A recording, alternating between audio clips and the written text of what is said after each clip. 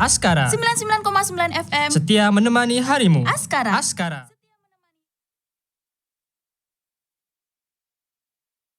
Afternoon break. 1 hour listening. Setiap hari Rabu dan Kamis pukul 11.30 siang hanya di Askara Radio. Siang rekan Aska, kembali lagi pada program Afternoon Break 1 Hour Listening bersama saya Nabila Husna dan Ahmad Fajar yang akan menyajikan berita terkini dan fakta untuk Anda. Berikut informasi yang sudah kami rangkum dan siapkan untuk Anda. Di antaranya, mahasiswa rantau secara massal menuntut hak suara. Akibatnya, TPS di Kabupaten Sleman berpotensi pemungutan suara ulang. Mengalami kelelahan usai bertugas pada pemilihan umum 2024, puluhan anggota KPPS di Jogja jatuh sakit.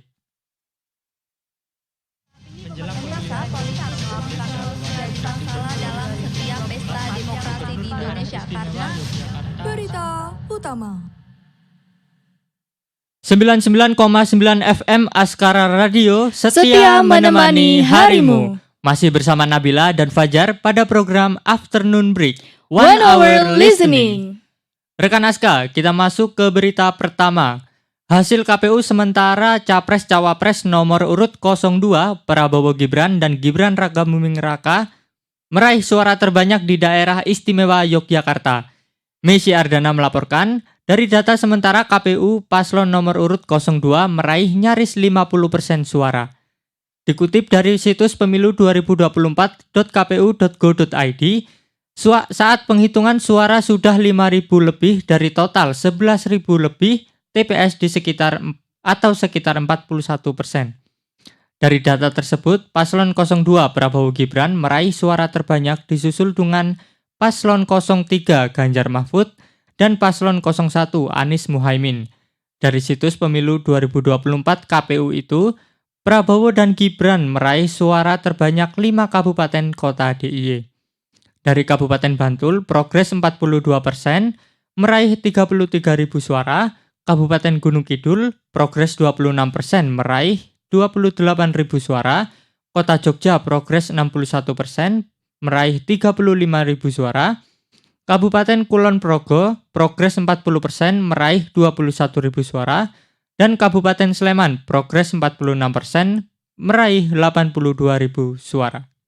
Oke pendengar, masih terkait pemilihan umum 2024 yang telah berlangsung.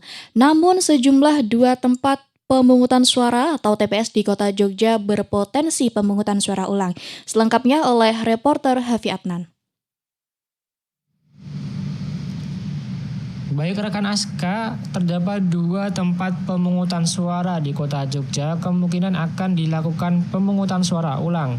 Hal tersebut terjadi lantaran ada kesalahan pemberian jumlah surat suara kepada daftar pemilih tambahan yang menurut aturan hanya diberikan 1 untuk surat suara Capres dan Cawapres.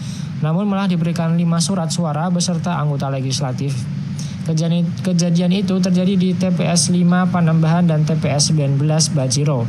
Menurut Ketua Bawaslu atau Badan Pengawas Pemilu Kota Jogja, Andi Kartala, ini masih menjadi rekomendasi kepada KPU Kota Jogja untuk dilakukan PSU karena ini masih menjadi potensi dan belum diputuskan. Bawaslu juga menemukan ada 5 surat suara yang belum ditandatangani oleh KPPS di salah satu TPS Mantri Jeron, sehingga surat suara tersebut tidak sah. Ketua KPU Kota Jogja Nur Harsya Aryo Samudro mengatakan, soal potensi PSU yang direkomendasikan Bawaslu ini saat ini masih dikaji secara hukum dan ia belum bisa berkomentar lebih lanjut. Berdasarkan Undang-Undang Nomor 7 Tahun 2017 tentang Pemilu, ada beberapa syarat PSU. Pertama, terjadi bencana alam dan atau kerusuhan yang mengakibatkan hasil pemungutan suara tidak sah. Kemudian yang kedua, dari hasil penelitian dan pemeriksaan pengawas TPS di salah satu TPS di Jogja, terbukti terdapat keadaan di antaranya pembukaan kotak suara atau berkas pemungutan dan perhitungan suara yang tidak dilakukan menurut tata cara yang telah berlaku dalam peraturan perundang-undangan. Demikian Hafi Adnan melaporkan untuk Askara Radio.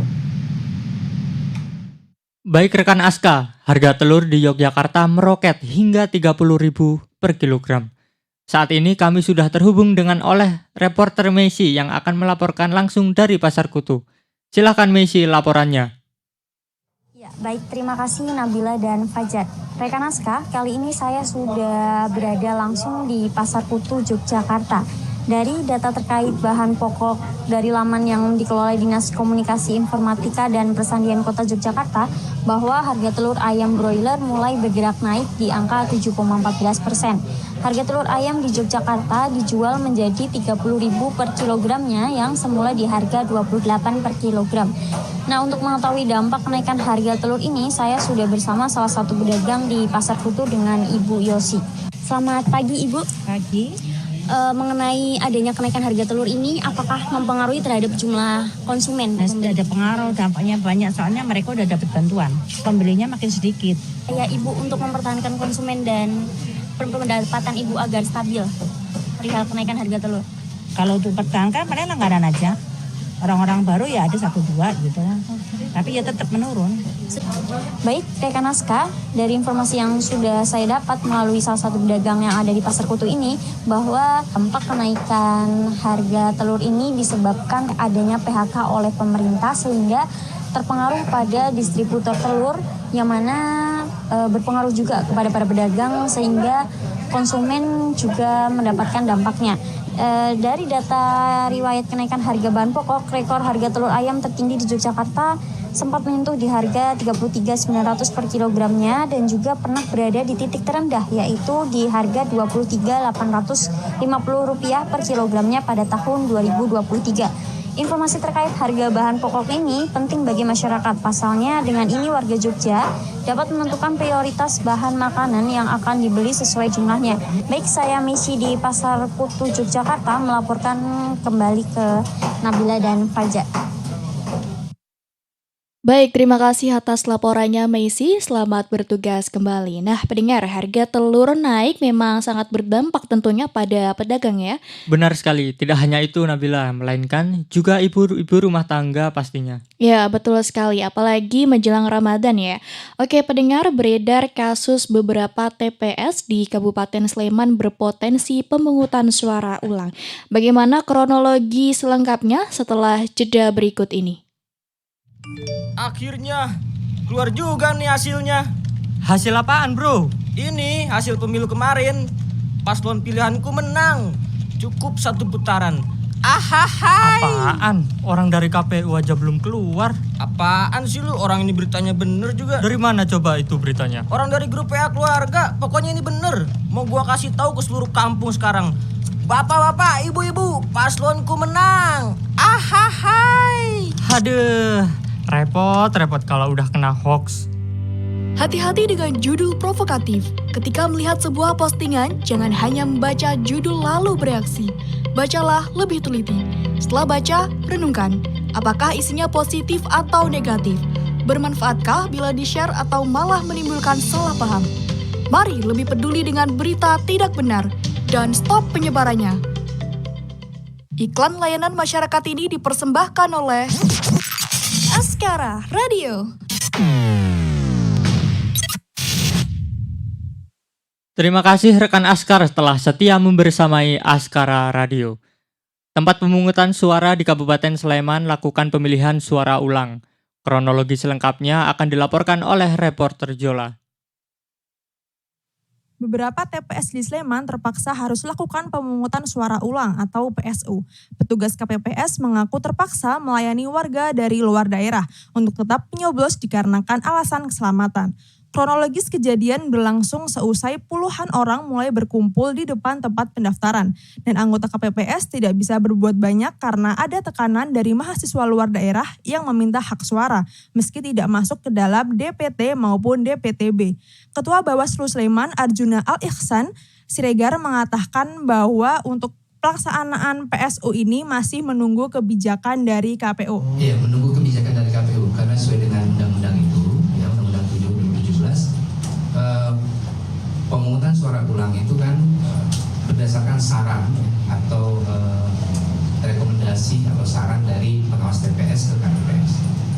KPPS KPPS ini kan nanti naik berjenjang, dia akan berkoordinasi. Ketahui kasus ini terjadi berbeda-beda. TPS 126 catur tunggal dikarenakan ada pemilih luar daerah yang dilayani meski tidak masuk di DPT atau DPTB. Dan untuk TPS Tegal Tirto dikarenakan ada pemilih yang mencoblos 2 surat suara yang sama. Dari Sleman, Jolana melaporkan untuk Askara Radio. Baik pendengar, kita beralih ke informasi selanjutnya. Komisi Pemilihan Umum Kabupaten Sleman memastikan tempat pemungutan suara ramah bagi pemilih disabilitas dengan disediakan alat bantu di setiap TPS. Berikut kita simak informasi selengkapnya oleh reporter Elvira Mutia. Umum 2024 telah dilaksanakan berbeda dengan tahun sebelumnya dengan adanya peningkatan fasilitas ramah difabel serta mendeteksi jenis surat suara yang akan dicoblos bagi para penyandang disabilitas. Hal ini dilakukan saat simulasi melihat kendala serta kesulitan para penyandang disabilitas dalam menyalurkan hak suaranya. Selain mengantarkan pemilih yang tergolong difabel, diharapkan pihak keluarga juga ikut menemani saat pencoblosan berlangsung. Komisioner Komisi Pemilihan Umum Kota Yogyakarta, Erizal mengatakan pemilu tahun 2019 masih banyak penyandang disabilitas yang tidak bisa menyoblos karena tidak ada yang mengantar. Sejumlah TPS pun telah disiapkan juga oleh KPU Kabupaten Sleman dengan adanya inovasi alat bantu khusus untuk memudahkan pemilih disabilitas dengan disediakannya alat template braille berupa huruf selembaran yang sudah berlubang-lubang. Ketua KPU Divisi Sosialisasi Pendidikan Pemilih Partisipasi Masyarakat dan SDM Kabupaten Sleman, Huda Al-Amna, mengatakan dengan adanya peningkatan fasilitas diharapkan teman disabilitas juga ikut andil menyuarakan hak suaranya pada pemilu tahun ini. Ada alasan kami akan berupaya optimal, maksimal juga, dan silakan nanti memberikan masukan kepada kami bagaimana kami memberikan, karena bagaimanapun KPU juga melayani dan kita akan melayani siapapun termasuk teman-teman. Pihaknya berharap agar teman-teman disabilitas tidak merasa terabaikan karena semua individu memiliki hak suara yang sama. Dari Sleman, Elvira Mutia melaporkan untuk Askara Radio. Puluhan penyelenggara pemilu di Jogja sakit usai bertugas. Kebanyakan mengalami kelelahan. Berikut kita simak informasi oleh reporter Meisi. Terima kasih. Dinas Kesehatan Kota Jogja menemui adanya penyelenggara pemilu yang sakit saat bertugas. Ada 50 laporan keluhan kesehatan ditemui di masing-masing kementerian. Rinciannya ada 8 petugas Bawaslu, 15 petugas KPPS, 7 petugas Linmas, dan 2 orang pemilih. Kepala Dinas Kesehatan Kota Jogja, Emma Rahmi Aryani menuturkan sebanyak 6 orang diantaranya harus dirujuk ke rumah sakit. Namun seluruhnya hanya keluhan ringan dan bisa langsung pulang. Sementara dia pun mencatat keluhan dari KPPS yang kebanyakan mengalami kelelahan. Menanggapi persoalan tersebut, medical check-up Rumah Sakit Panti Rapi, Dr. Tandian Arvibowo mengatakan anggota KPPS merupakan orang terpilih dan diharapkan pihak KPU memastikan bahwa anggota KPPS siap bekerja. Sebelumnya, pada saat bekerja juga dilakukan medical check-up dan sedikit tentang riwayat penyakit yang pernah dicerita. Sehingga pada saat bekerja, semua sudah tahu kondisi masing-masing dan di tim tersebut juga saling melengkapi. Dinas Kesehatan Kota Jogja sebelumnya menyiagakan fasilitas kesehatan selama gelaran pemilu berlangsung. Pantauan kesehatan bagi KPPS maupun Satlinmas masih akan terus dilakukan, lantaran saat ini masih memasuki proses perhitungan suara. Saya Meisi Adana melaporkan, kembali ke Nabila dan Fajar. Oke pendengar, memang ya ketika berlangsungnya pemilu kemarin beberapa anggota KPPS ini bekerja sangat aktif ya, terlihat sangat sibuk ya Fajar? Benar sekali, ada juga di beberapa TPS Bil sendiri yang selesai menghitung suara pada pukul 10 pagi. Wah berarti keesokan harinya baru selesai ya anggota KPPS ini? Iya benar sekali. Nah pendengar, setelah jeda yang satu ini kita akan beralih ke informasi tentang tingginya angka stunting di Indonesia. Lalu bagaimana di kota Yogyakarta, kira-kira seperti apa ya upaya pemerintah Yogyakarta sendiri untuk menekan angka stunting? Oke rekan Askara, jangan kemana-mana, tetap di Askara Radio. Setia menemani harimu. Dinas Kesehatan Kota. Di suatu siang yang terik jalanan ibu kota, Butet FYP pemudi keren yang selalu up to date. Lama banget nih lampu merah. Bisa kali buka TikTok dulu. Woi, maju woi, udah hijau tuh woi. Maju aja. Duh. segala jatuh. Nah, rekan Askara, eksis kayak butet FYP boleh-boleh aja, tapi tetap perhatikan keselamatan berkendara dong. Beli genteng di pasar Dondong. Abang ganteng, tertib dong. Iklan layanan masyarakat ini dipersembahkan oleh Askara Radio.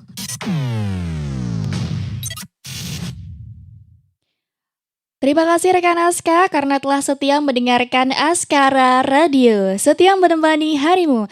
Rekan Aska, pemerintah Kota Jogja terus melakukan upaya untuk menekan angka stunting. Jolana melaporkan upaya tersebut salah satunya yakni dengan mendorong masyarakat untuk menerapkan makanan yang beragam, bergizi, seimbang, dan aman, atau yang disebut sebagai B2SA. Cara ini dilakukan untuk menciptakan generasi emas yang sehat dan cerdas. Ketika anak tidak mendapat nutrisi dan gizi yang cukup, maka akan menimbulkan potensi stunting dan menghambat tumbuh kembang anak. Untuk mengenalkan makanan B2SA tersebut, Pemkot Jogja gencar melakukan sosialisasi kepada para kader pemberdayaan kesejahteraan keluarga di sejumlah 24 kelurahan yang ada di Kota Jogja. Melalui sosialisasi ini diharapkan masyarakat dapat memahami bahwa pola makan B2SA dapat dimulai dari keluarga sendiri, terutama untuk anak di bawah 2 tahun. Dilansir dari laman Harian Jogja, pejabat Ketua Tim Penggerak Pemberdaya Kesejahteraan Keluarga Kota Jogja, Ati Ulandari mengatakan bahwa isi piringku merupakan gambaran porsi makan yang dikonsumsi dalam satu piring yang terdiri dari 50% berisi buah dan sayur, untuk sisanya 50% terdiri dari karbohidrat dan protein. Ketika pola makan ini sudah terbentuk, maka ini akan sangat mendukung pencegahan dan penurunan stunting. Pendengar, kita beralih ke informasi selanjutnya. Kemampuan digital pelaku UMKM di Sleman terus ditingkatkan. Oleh karena itu, Dinas Koperasi Usaha Kecil dan Menengah Sleman terus memberikan pendampingan kepada pelaku usaha UMKM untuk meningkatkan kemampuan digital dalam pemasaran produk maupun pengelolaan keuangan. Selengkapnya sudah ada reporter kami Hafi Adnan yang akan melaporkan. Silakan Adnan laporannya. Baik, terima kasih Bila dan juga Fajar. Saat ini saya sedang berada di Sleman City Hall atau SCH, di mana dari tanggal 2 Februari kemarin telah diadakan Festival Oriental Chinatown. Dan hari ini adalah hari terakhir festival diadakan. Acara yang bekerjasama dengan komunitas Tionghoa Jogja ini menyediakan berbagai stand kuliner. Namun tidak hanya stand-stand kuliner saja, ada juga menampilkan pertunjukan budaya, musik, pameran, barongsai dan juga lomba-lomba untuk memperingati Tahun Baru Imlek. Diselenggarakannya festival ini juga untuk mengenalkan UMKM dengan UMKM digital, di mana diharapkan para pelaku usaha mikro, kecil, dan menengah bisa mengembangkan bisnis mereka dengan memanfaatkan teknologi yang ada. Direktur Labamu Arnold Sebastian yang menjadi sponsor festival ini mengatakan, tujuan kami adalah untuk memberdayakan komunitas lokal dengan membantu pertumbuhan bisnis mereka melalui aplikasi kami. Dengan terlibat dalam acara ini, kami dapat mengamati secara langsung bagaimana solusi kami memberikan manfaat bagi pengguna dan mengumpulkan insight untuk meningkatkan labamu agar memberikan dampak yang lebih besar. Demikian Hafi Adnan melaporkan dari Sleman City Hall, kembali ke studio. Terima kasih Anan atas laporannya. Baik rekan Aska, setelah ini kita akan beralih ke informasi di wilayah Bantul, Yogyakarta. Nah, jadi berita ini sangatlah menarik dan juga spesial rekan Aska karena rekan jurnalis kami akan menggunakan bahasa lokal tentunya. Bahasa lokal yang digunakan nanti adalah bahasa Jawa ya? Iya, benar sekali. Langsung saja, berikut adalah seputar Taman Nadiloka menjadi salah satu objek wisata baru di Jembatan Kretek 2 Bantul, Yogyakarta, yang akan disampaikan oleh reporter Virus. Taman Nadiloka, objek wisata anyar ing Jembatan Kretek 2 Bantul. Sugeng rawuh ing sak sembodo kabar iki, kula badhe cerita babagan Taman Nadiloka, objek wisata anyar ing Jembatan Kretek 2 Kutha Bantul, Daerah Istimewa Ngayogyakarta. Jembatan kang dawane 556 meter iki ing inggile Kali Opak. Ing sisih kidul jembatan wonten Taman Nadiloka. Ing Taman Edupark iki awak dhewe saged ngrasake panorama alam kang apik banget.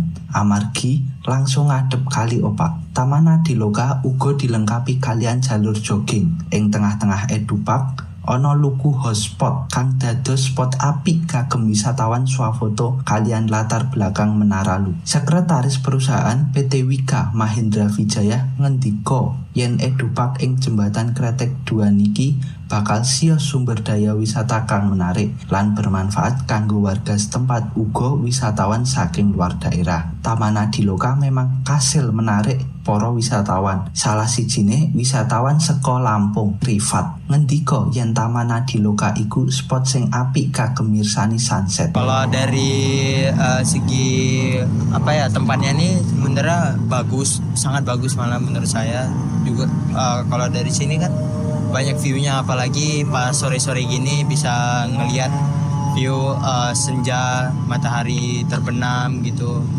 dan juga banyak objek-objek yang menarik gitu buat dilihat. Boten namung wisatawan, tiang setempat uga kathah sing ngagem kawasan iki kagem usaha. Salah sawijining tiang saka Desa Parangtritis, Kecamatan Kretek, asmanipun Poniman, kagungan gagasan kagem manfaatke Taman Nadiloka. Poniman ngendika yen dheweke kalian salah siji rencange nyobi usaha sewa mobil-mobilan kagem bocah-bocah. Nego lat-lat terus pulang namung nglaten. Misalnya, itu setelah pun terus naik ke sedotan Kretek terus kalau mencetuskan ide mainan anak-anak saling mengingat nonton lokasi yang difungsikan.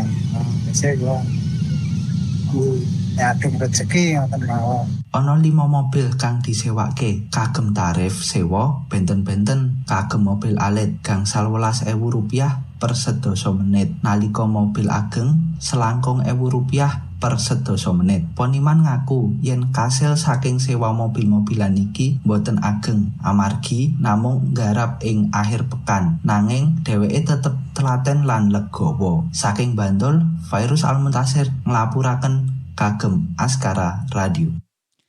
Baik rekan Aska, Taman Nadiloka bisa menjadi salah satu alternatif wisata Anda di Bantul, Daerah Istimewa Yogyakarta. Benar sekali Fajar. Nah pendengar, setelah ini kita akan masuk ke segmen Bincang Perspektif bersama dengan Ketua Bawaslu Kabupaten Sleman terkait potensi pemungutan suara ulang. Bagaimana pengaruh adanya pemungutan suara ulang dan apakah perkembangan pasca pemilu 2024 di wilayah Kabupaten Sleman DIY bersama rekan jurnalis kami Elvira setelah jeda yang satu ini. Tetap simak di Askara Radio 99,9 FM, setia menemani harimu. Suara apa itu, Bu? Loh, kok semua pada lari-larian sih ini? Bentar, tak cek keluar dulu. Tanggul depan jebol. Ayo cepet-cepet keluar rumah. Hah, bentar. Aku ambil dokumen kakak sama sertifikatku dulu ya. Gimana sih, Bu? Kan sudah pernah ada himbauan untuk mempersiapkan dokumen penting. Kalau gini, suatu saat ada bencana lagi, ya kemerungsung toh jadinya.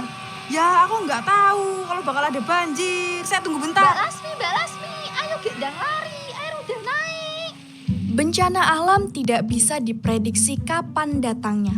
Untuk itu, kita perlu melakukan mitigasi untuk menjaga lingkungan sekitar dengan jangan menjadikan sungai sebagai tempat sampah. Selain itu, kita juga perlu menyatukan dokumen seperti kartu keluarga, akte kelahiran, sertifikat, dan dokumen penting lainnya ke dalam tas agar mudah dibawa saat keadaan genting.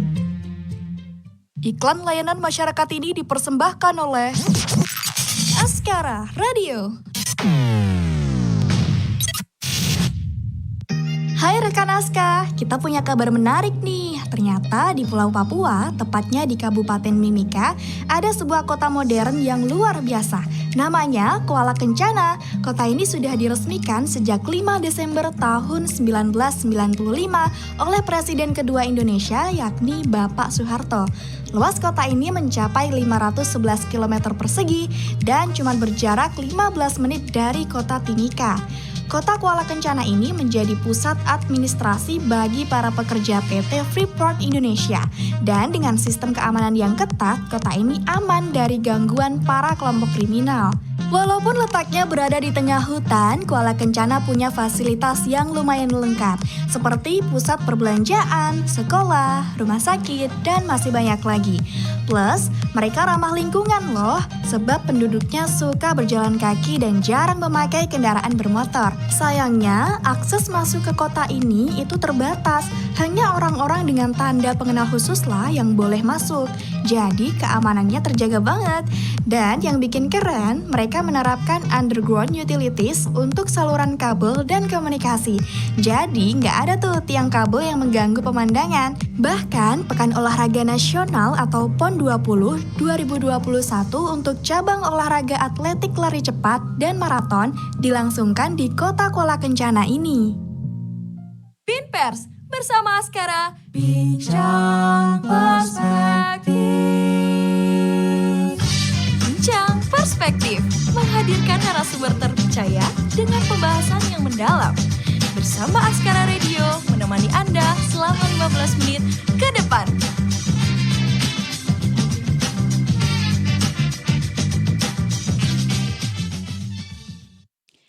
Oke rekan Aska, terima kasih telah setia bersama kami di Askara Radio, setia menemani harimu pada program Afternoon Break, 1 Hour Listening.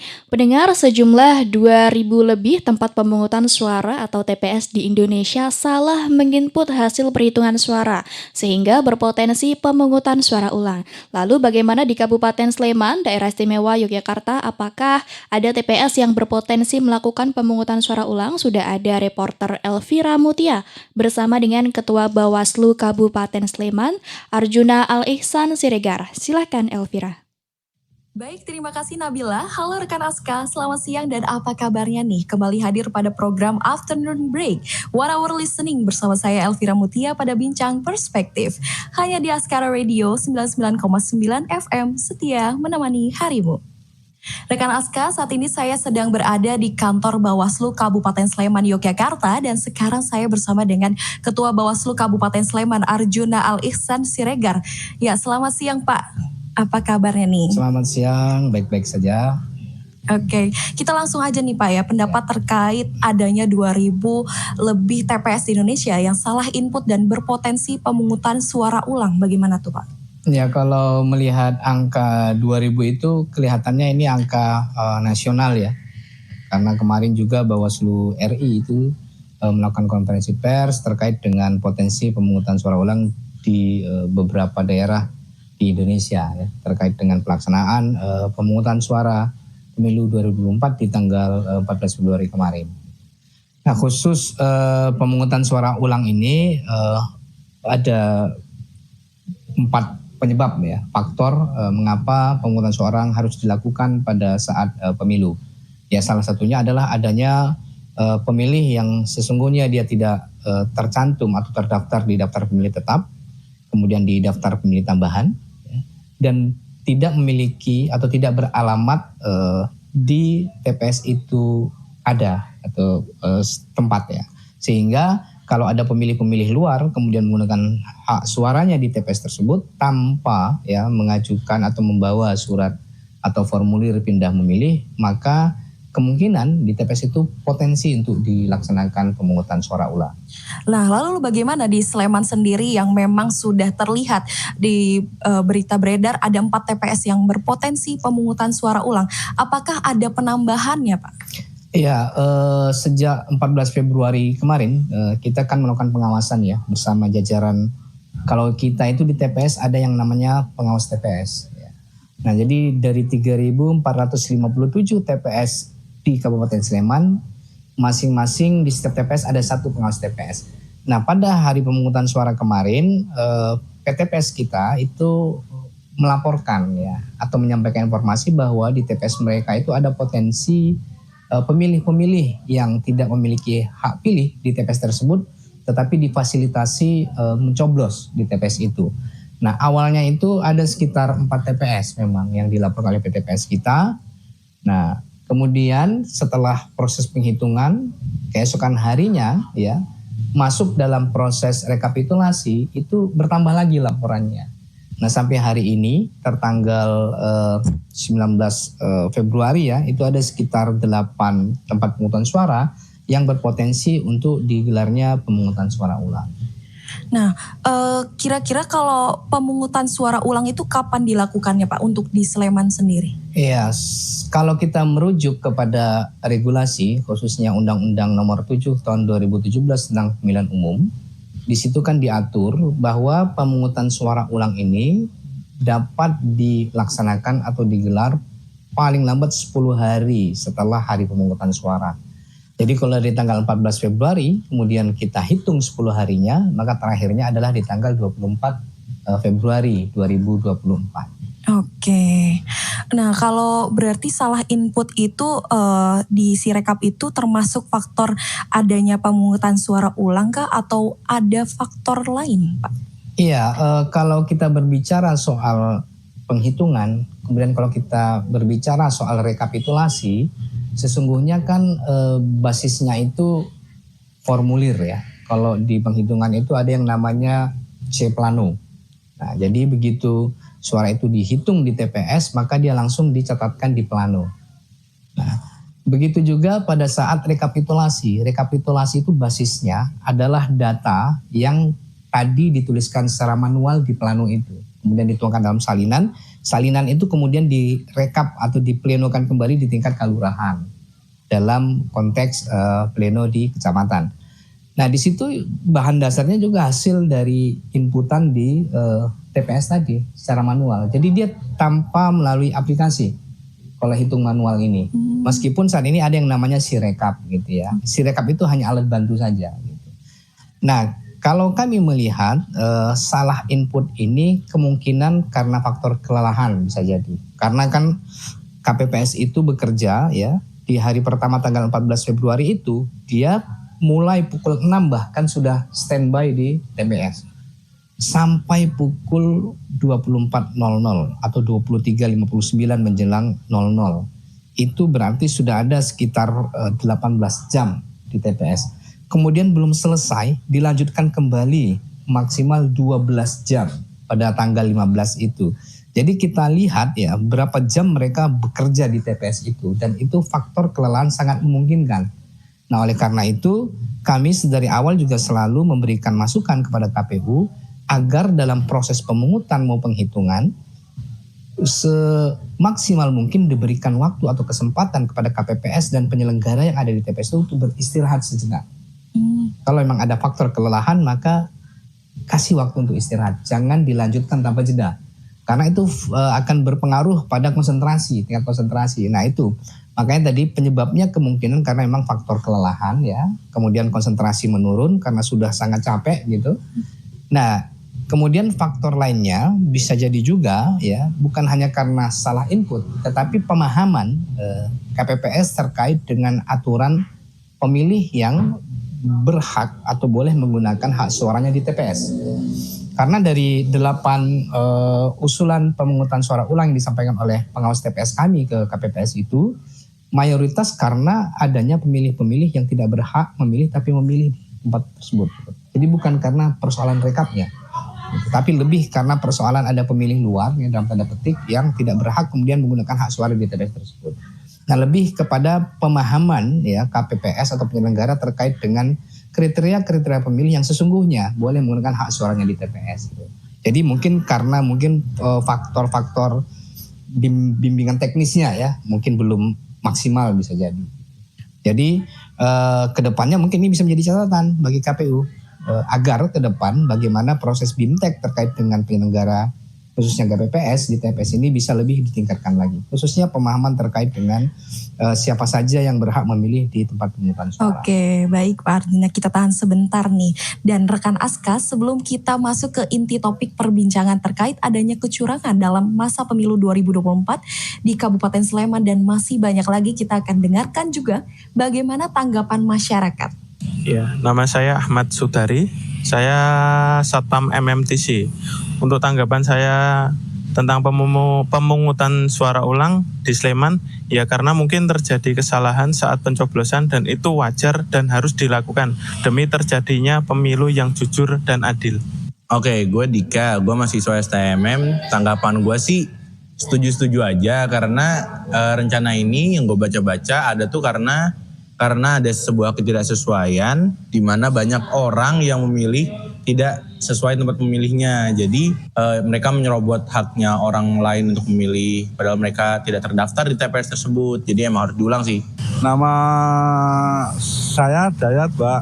Untuk profesi kerjaan saya itu pakai ojek online. Terus untuk menanggapi pertanyaan mbaknya itu untuk tentang pemilihan ulang, yang satu capek, dua capek, tiga juga capek. Mending satu putaran aja dah cukup. Nah, itu tadi tanggapan masyarakat terkait adanya potensi pemungutan suara ulang. Rekan Aska juga bisa ikut berpendapat melalui sosial media kami di @askara_radio. Oke, kita lanjutkan perbincangan kita ya Pak. Bersama Ketua Bawaslu Sleman Arjuna Alisan Siregar. Pak, di Madura kan ada video beredar nih, kecurangan kertasnya sudah dicoblos. Nah, bagaimana nih di Sleman itu sendiri? Apakah ada laporan seperti ini juga? Ya, kalau terkait dengan surat suara yang dicoblos misalnya oleh pihak-pihak tertentu ya, pada saat kemarin persiapan logistik, berdasarkan hasil pengawasan Bawaslu Kabupaten Sleman belum menemukan ya indikasi ke arah itu gitu. Hanya saja memang pada saat persiapan untuk pendistribusian logistik kemarin ada salah satu laporan yang disampaikan ke Bawaslu Kabupaten Sleman terkait dengan tercecernya satu kotak suara di TPS di daerah Sindu Adi Melati. Jadi kotak suara ini tercecer ketika mau diangkut dari gudang KPU Kabupaten Sleman menuju gudang yang satunya lagi di dekat kantor KPU Kabupaten Sleman. Nah, kotak suara ini berisi puluhan surat suara ya, karena di satu TPS itu kan DPT-nya bahkan maksimal sampai 300 DPT gitu.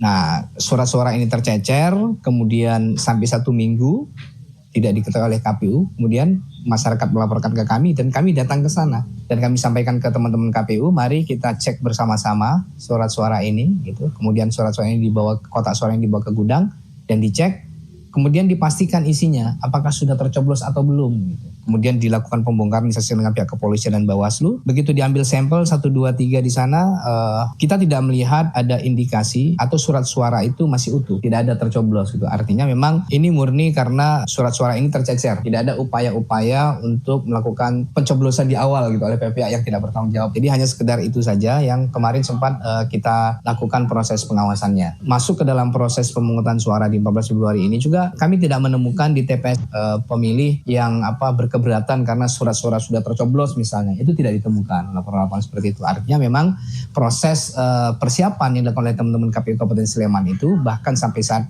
pemungutan suara itu sudah benar-benar sesuai dengan aturan yang ada tanpa ada upaya-upaya untuk mencurangi proses. Nah, ada juga nih Pak, kalau misalnya ada indikasi di pemungutan suara ulang itu kalau ada yang di kertasnya dicoblos lagi itu gimana Pak? Adakah solusinya dari pihak Bawaslu itu sendiri? Ya paling kan gini, kelancaran proses pemungutan dan penghitungan suara itu kan tidak hanya menjadi tanggung jawab KPU sebagai penyelenggara. Bawaslu juga harus bertanggung jawab. Bahkan pihak-pihak terkait yang memiliki kepentingan sangat besar terkait dengan suksesnya pemilu juga harus sama-sama bertanggung jawab. Begitu juga masyarakat. Nah, mari bersama-sama kita menjaga bagaimana proses pemilu ini bisa berjalan secara luber dan jurdil. Termasuk mari kita bersama-sama memastikan bahwa ketika ada upaya-upaya yang mencoba untuk mencurangi proses pemilu, ini sama-sama kita cegah. Sehingga masyarakat juga bisa melaporkan ke kami jika memang ditemukan ada upaya-upaya seperti itu. Nah, sehingga ke depannya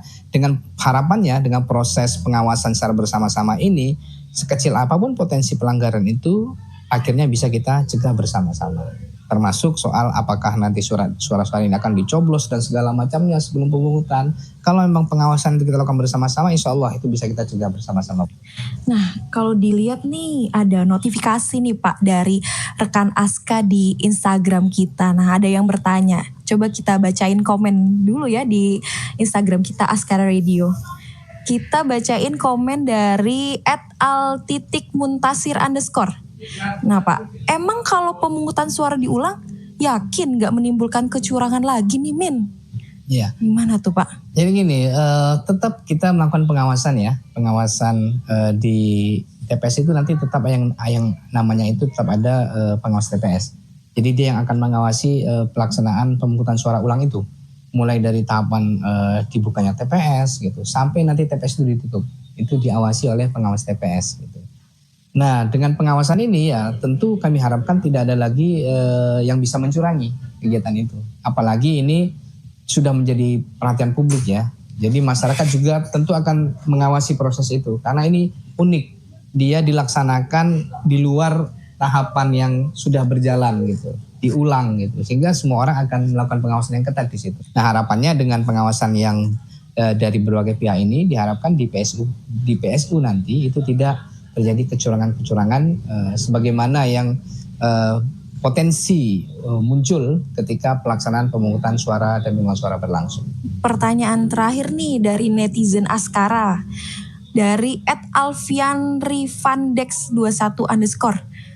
Maksimal perhitungan suara sampai bulan apa nih? Min? Maksimal perhitungan suaranya Pak? Ya kalau rekap itu sesuai dengan PKPU 3 tahun 2022 itu kan dilaksanakan nanti sampai bulan Maret ya. Jadi kalau saya hitung kemarin ada sekitar 30 atau 35 hari proses rekap pasca tanggal 15 Februari kemarin. Jadi selama 35 hari itulah proses rekapitulasi dilakukan oleh jajaran penyelenggara pemilu secara berjenjang. Mulai dari tingkat kecamatan, kemudian naik ke tingkat kabupaten, nanti naik akan ke tingkat provinsi, sampai nanti ke tingkat nasional. Dalam rentang waktu 35 hari itu. Dan mudah-mudahan nanti di bulan Maret itu proses rekapitulasi ya penghitungan hasil pemilu itu sudah selesai. Nah setelah itu baru masuk ke dalam tahapan yang namanya perselisihan jika memang ada perselisihan hasil pemilu. Nah itu nanti ranahnya di Mahkamah Konstitusi. Nah kalau memang tidak ada ya sudah nanti KPU akan langsung menetapkan siapa saja peserta pemilu yang meraih kursi baik di tingkat legislatif maupun di tingkat presiden wakil presiden ya dalam pemilu 2024 gitu. Yang pelantikan nanti disesuaikan dengan akhir masa jabatan di masing-masing jabatan gitu. Oke, nih terakhir nih Pak, pesan Bapak untuk rekan Aska yang sedang mendengarkan terkait isu-isu yang beredar yang tadi kita udah bicarakan. Untuk pemirsa ya, mari bersama-sama kita mengedepankan ya siap menerima apapun hasil pemilu yang sudah berlangsung di tanggal 14 Februari 2024 yang lalu. Apapun hasilnya itu adalah hasil demokrasi kita gitu. Nah sekarang bagaimana kita bisa bersama-sama menjaga hasil ini bisa berjalan secara maksimal dalam mengawal pemerintahan ya Indonesia ini untuk 5 tahun ke depan. Dan dalam rangka juga mengembangkan demokrasi yang ada di tanah air gitu, termasuk di wilayah Kabupaten Sleman. Bagaimana melalui penyelenggaraan pemilu 2024 ini kita bisa menunjukkan kepada publik, kepada masyarakat bahwa masyarakat Sleman bisa menyelenggarakan pemilu 2024 dengan aman, damai, lancar ya, luber dan jurdil. Itu harapan kita bersama gitu. Apapun hasilnya mari kita hargai bersama-sama pula. Baik, terima kasih Pak. Itulah tadi perbincangan perspektif bersama Ketua Bawaslu Kabupaten Sleman, Arjuna. Terima kasih rekan Aska yang sudah mendengarkan bincang perspektif hanya di Aska Radio. Bersama saya Elvira Mutia melaporkan dari Bawaslu Sleman kembali ke studio.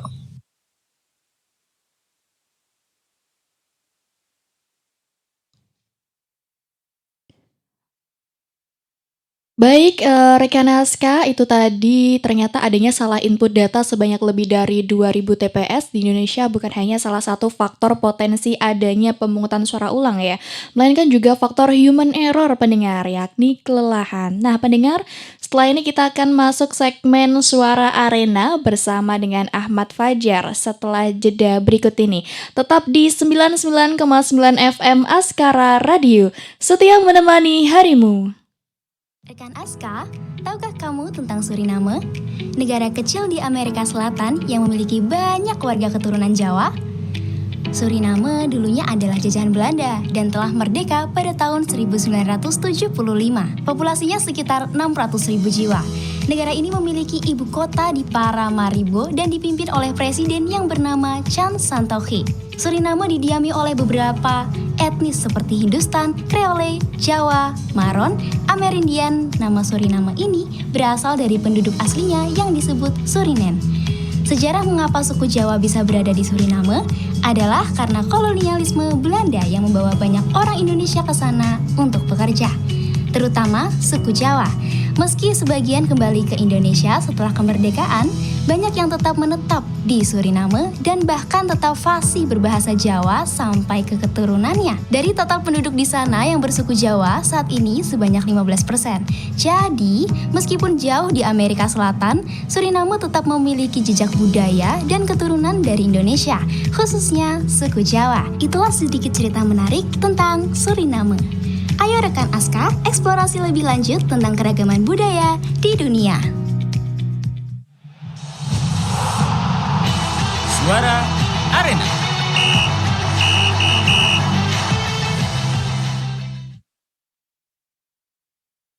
Selamat siang rekan Aska, terima kasih karena masih tetap bersama Askara Radio. Saat ini Anda sedang mendengarkan segmen Suara Arena yang akan menyampaikan beberapa informasi seputar olahraga. Bersama saya Ahmad Fajar, inilah Suara Arena selengkapnya. Ikatan Pelajar Muhammadiyah Kota Jogja menyelenggarakan FunMed Futsal Pelajar Muhammadiyah. Pimpinan daerah Ikatan Pelajar Muhammadiyah Kota Jogja menggelar olahraga futsal pada Sabtu 17 Februari lalu. Olahraga yang bertajuk FunMed Futsal ini dilaksanakan di Jogokarian Futsal Jogja. Sekitar 130 pelajar SMP dan SMA Muhammadiyah di Kota Jogja mengikuti kegiatan ini. FunMed Futsal merupakan rangkaian semarak rapat kerja daerah IPM Kota Jogja. Ketua Umum IPM Kota Jogja, Aisyah Latifun, mengatakan FunMed Futsal bertujuan untuk mempererat hubungan silaturahmi antar pelajar. Aisyah juga mengatakan memilih olahraga futsal karena banyak digemari para pelajar. Kita melihat atensi dan juga elektabilitas dari teman-teman pelajar Jogja ini bahwa futsal ini menjadi salah satu hal yang digandrungi oleh teman-teman pelajar sekota Yogyakarta. Persiapan telah dilakukan 2 minggu menjelang hari pertandingan. Saat hari pertandingan berlangsung, suasana cukup kondusif. Aisyah berharap dengan menyelenggarakan FunMed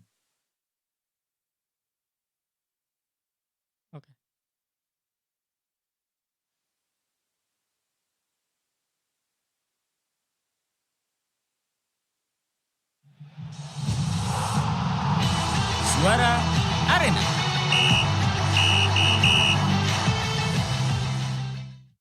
Selamat siang rekan Aska, terima kasih karena masih tetap bersama Askara Radio. Saat ini Anda sedang mendengarkan segmen Suara Arena yang akan menyampaikan beberapa informasi seputar olahraga. Bersama saya Ahmad Fajar, inilah Suara Arena selengkapnya. Olahraga futsal banyak digemari di kalangan anak muda, salah satunya pelajar. Ikatan Pelajar Muhammadiyah Kota Yogyakarta menggelar FunMatch Futsal antar pelajar Muhammadiyah Yogyakarta. Informasi selengkapnya akan disampaikan oleh reporter Virus. Ikatan Pelajar Muhammadiyah Kota Jogja menyelenggarakan FunMed Futsal Pelajar Muhammadiyah. Pimpinan daerah Ikatan Pelajar Muhammadiyah Kota Jogja menggelar olahraga futsal pada Sabtu 17 Februari lalu. Olahraga yang bertajuk FunMed Futsal ini dilaksanakan di Jogokarian Futsal Jogja. Sekitar 130 pelajar SMP dan SMA Muhammadiyah di Kota Jogja mengikuti kegiatan ini. FunMed Futsal merupakan rangkaian semarak rapat kerja daerah IPM Kota Jogja. Ketua Umum IPM Kota Jogja, Aisyah Latifun, mengatakan FunMed Futsal bertujuan untuk mempererat hubungan silaturahmi antar pelajar. Aisyah juga mengatakan memilih olahraga futsal karena banyak digemari para pelajar.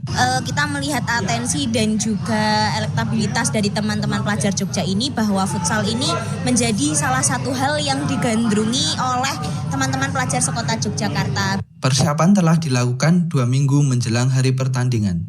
Saat hari pertandingan berlangsung, suasana cukup kondusif.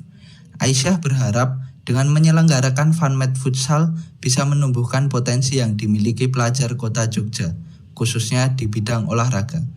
Dari Yogyakarta, Virus Al-Muntasir melaporkan untuk Askara Radio.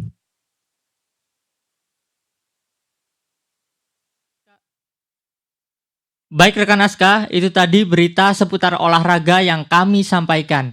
Seperti biasa rekan Askar, yang ditunggu-tunggu, kami akan mengadakan kuis berhadiah yang akan diumumkan nanti malam lewat instastory @askara_radio. Jadi buat rekan Askar yang belum nge-follow nih, boleh di-follow dulu biar nggak ketinggalan informasi-informasi terbaru dari kami. Baik, langsung saja. Oh ya, sebagai informasi, rekan Askar bisa menjawab pertanyaan kami melalui DM Instagram ke @askara_radio. Nanti untuk 2 orang yang beruntung akan mendapatkan masing-masing 50.000. Baik rekan Askar, dengerin pertanyaannya baik-baik ya. Oke, pertanyaan yang pertama. Oh ya rekan Askar, pertanyaannya nggak aku ulang ya, jadi sekali aja ngomonginnya. Pertanyaan pertama, siapakah Menteri Pemuda dan Olahraga saat ini? Yo, rekan Askar tahu nggak sih, update nggak tentang menteri-menteri baru 2024? Kebetulan kemarin baru ini sih, baru ada pelantikan menteri baru. Siapa ya? Kalau nggak tahu, kalian bisa langsung cek Google, copy tulisannya langsung kirim ke email, kirim ke Instagram Askara Radio. Ya, aku tunggu 1 detik ya. 1, 2, 3. 1 detik, 10 detik. Maaf guys. 1, 2, 3, 4, 5, 6, 7, 8, 9, 10. Nah, hangus. Kok hangus? Bukan hangus dong. Ayo kita lanjut ke pertanyaan yang kedua. Untuk pertanyaan yang kedua, kapan Hari Olahraga Nasional Indonesia? Ayo rekan Askar, langsung aja kirim jawabannya ya. Kalau nggak tahu, boleh banget cek Google. Langsung kirim ke DM Instagram @askara_radio. Baik, rekan Askar langsung aja kirim jawabannya ya ke Instagram. Kami tunggu. Untuk pemenangnya akan kami umumkan nanti malam lewat Instastory @askara_radio. Semoga beruntung. Tak terasa perjumpaan kita di Suara Arena berakhir sudah. Nantikan Suara Arena selanjutnya di 99,9 FM Askara Radio. Setia menemani harimu. Jangan kemana-mana rekan Aska, karena setelah ini akan ada beragam informasi penting yang akan disampaikan oleh Nabila Husna setelah jeda yang satu ini. Rekan Aska, kamu tahu nggak kalau main Instagram punya dampak terhadap krisis iklim? Aktivitas seperti mengunggah foto, live, dan scrolling ternyata menghasilkan jejak karbon setara terbang keliling dunia 12.000 kali. Bayangkan, scrolling ini menjadi kegiatan yang paling boros energi di antara lainnya. Scrolling Instagram selama 1 menit saja menghasilkan 1,54 karbon dioksida atau sama dengan mengemudi mobil sejauh 13 meter. Sementara kegiatan yang paling sedikit menghasilkan karbon yaitu memposting foto, yaitu sebesar 0,15 karbon dioksida. Aktivitas di dunia maya bisa menghasilkan karbon dioksida karena pusat data maupun jaringan menggunakan listrik saat penggunaannya online di internet. Suhu di pusat data sangat panas lantaran banyak alat yang menggunakan listrik untuk menjalankan perangkat demi mencapai koneksi internet berkecepatan tinggi. Proses ini butuh energi listrik yang banyak agar alatnya tersebut tetap dingin. Selain itu, mengirimkan data dari pusat data ke perangkat yang kamu gunakan juga memakan listrik yang besar, sehingga menghasilkan jejak karbon. Hal ini terjadi karena sebagian besar energi listrik masih dihasilkan dari pembakaran bahan bakar fosil. Mari rekan Aska untuk bijak dalam menggunakan teknologi. Info terkini, menyajikan info cuaca, arus lalu lintas, dan informasi lainnya hanya di Askara Radio. Rekan Aska, terima kasih telah bersama dengan kami pada program Afternoon Break 1 Hour Listening hanya di 99,9 FM Askara Radio, setia menemani harimu. Pendengar, saatnya kita masuk ke segmen info terkini. Berikut informasi yang sudah kami sajikan untuk Anda. Untuk informasi yang pertama terkait perkiraan cuaca di Kabupaten Sleman, Daerah Istimewa Yogyakarta.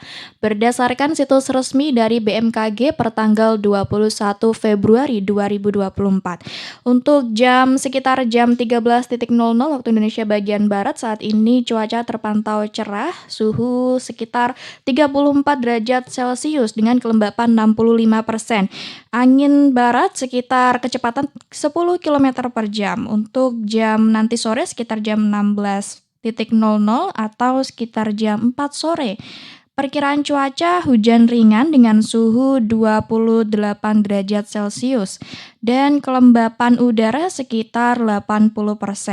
Kecepatan angin sendiri sekitar 10 km per jam dari arah barat laut. Nah, untuk nanti malam sendiri rekan Aska sekitar pukul 19.00 hingga 22.00 atau jam 10 malam. Perkiraan cuaca berawan dengan suhu rata-rata 25 derajat Celcius dan kelembapan mencapai 90%. Kecepatan angin sendiri mencapai 10 km per jam dari arah utara.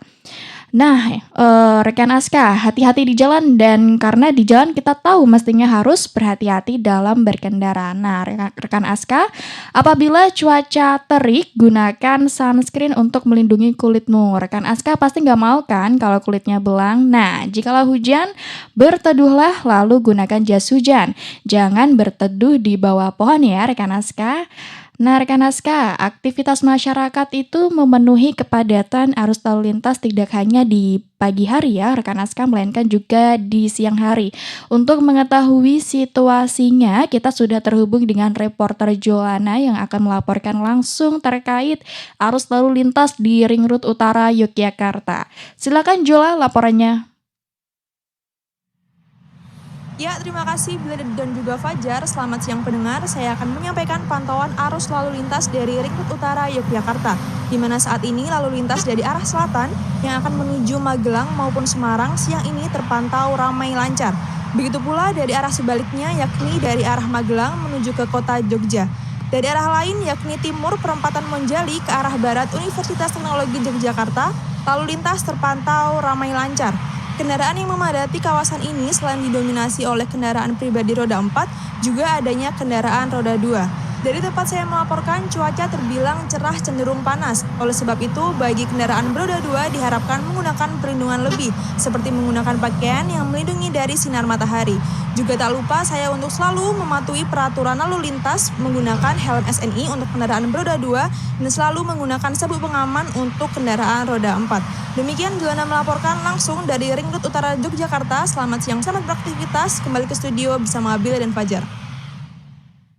Baik, terima kasih Jola. Selamat bertugas kembali. Nah, kami imbau untuk rekan Aska agar tetap mematuhi aturan lalu lintas dalam berkendara guna mencegah terjadinya kecelakaan lalu lintas. Selain itu, jangan lupa membawa perlengkapan surat berkendara. Sangat penting ya rekan Aska, seperti STNK dan SIM. Nah, ngomong-ngomong soal SIM, rekan Askara, kami ada informasi bagi Anda yang ingin memperpanjang SIM A ataupun SIM C, khususnya di wilayah Kabupaten Sleman, daerah Istimewa Yogyakarta. Untuk jadwal pelayanan SIM keliling sendiri bulan Februari 2024 pada hari Sabtu tanggal 24 Februari di lobi Sleman City Hall. Kemudian hari Selasa tanggal 27 Februari mendatang di Polsek Prambanan. Nah, pelayanan SIM sendiri rekan Askara dilayani setiap hari Senin sampai dengan Jumat pukul 8 pagi hingga 11.00 waktu Indonesia bagian Barat.